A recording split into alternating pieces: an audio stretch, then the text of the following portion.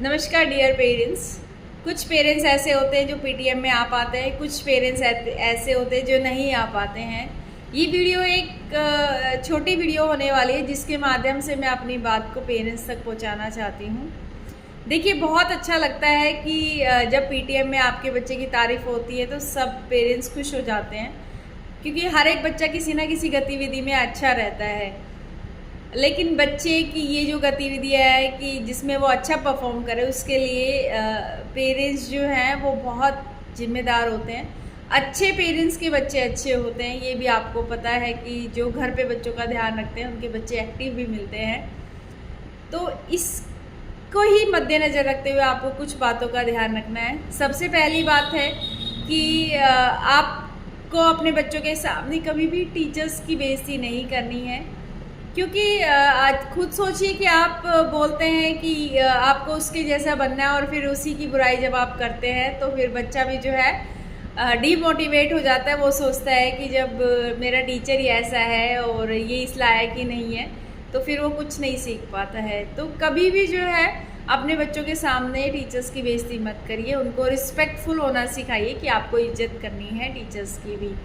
तो ये आपको विशेष ध्यान रखना है, आप और आपकी वाइफ कभी भी ये चीज़ें बच्चों के सामने डिस्कशन ना करें। दूसरी बात है कि आप अपने बच्चों को कॉम्प्लीमेंट दें। आपका बच्चा कुछ बातों में अच्छा होता है तो वो बात आपको पता होती है, तो उसके लिए आप अपने बच्चे की तारीफ़ करिए।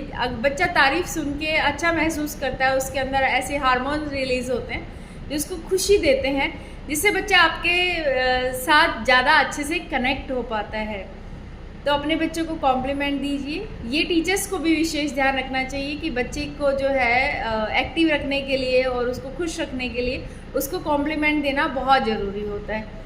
थर्ड पॉइंट है, आप अपने बच्चे की ड्रेसिंग सेंस का ध्यान रखिए। बच्चा जब स्कूल में आता है तो नीट एंड क्लीन ड्रेस में आए, उसके proper shoes, hair cut, nails cut सब हों, क्योंकि इसी से बच्चे की पर्सनैलिटी का डेवलपमेंट होता है। जब आप ये कहते हैं कि चल जाएगा, तो फिर क्या होता है कि वो चीज़ कैजुअल नहीं होती है।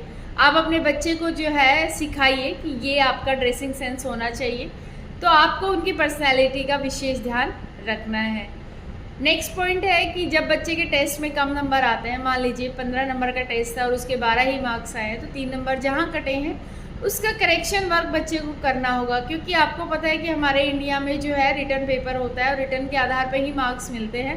तो जितना बच्चा करेक्शन वर्क करेगा उतने ही उसके नंबर आने के चांसेस बढ़ जाते हैं किसी भी उम्र या किसी भी पेपर के अंदर।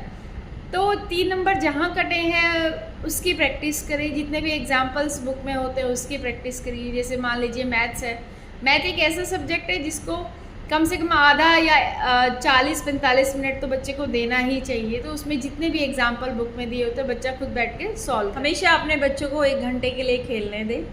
हो सके तो आप भी बच्चों के साथ एंगेज होइए, कोई ऐसा खेल खेलिए जिससे बच्चा जो आपके साथ ज़्यादा कनेक्ट कर सके।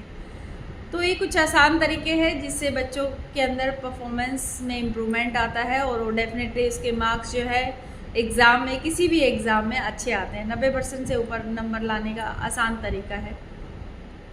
Thank you.